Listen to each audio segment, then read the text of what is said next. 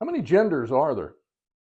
You know, you'd think that's a simple question, but if you look it up on Google, you'd find one place might say 70 plus, another one says 300 plus, another one might even say it's limitless. But is that true? You know, do you realize before the mid 20th century, the only place really gender was spoken of in a generality was regarding grammar, masculine, feminine?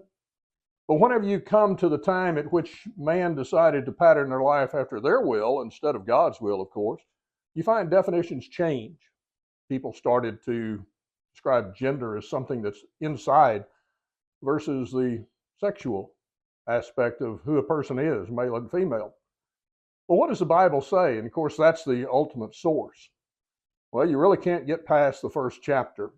Whenever you read in the book of Genesis in chapter 1 and verse 27, you find that Adam and Eve were created male and female. You get to chapter 4, or chapter 5 rather, and you find out that they had children, sons and daughters. You go through the scriptures like that, but you even go over to what Jesus said in Matthew 19 and verse 4. He said, have you not read that in the beginning he created them male and female? All through the scriptures you find that very same truth taught. It's a biological fact. It's a biblical fact, most importantly. So why all the confusion? Well, in the book of 2 Thessalonians, the second chapter and verse 10, you find where the Apostle Paul warned that people believe a lie. Why? Because they don't have a love of the truth. The truth is male and female. That's what there is.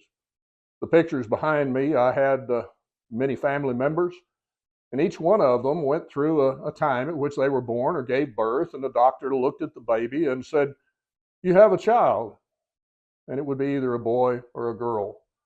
There wasn't this idea, you have a child, and maybe later on you can decide whether you want to call it a boy or girl.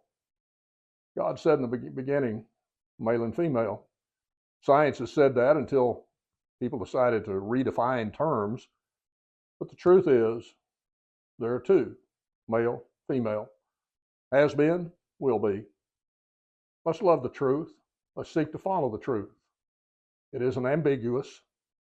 It's true. We'd love to help you to study more about this and understand more about it. Just contact us and we'll be glad to help you. Thank you for listening.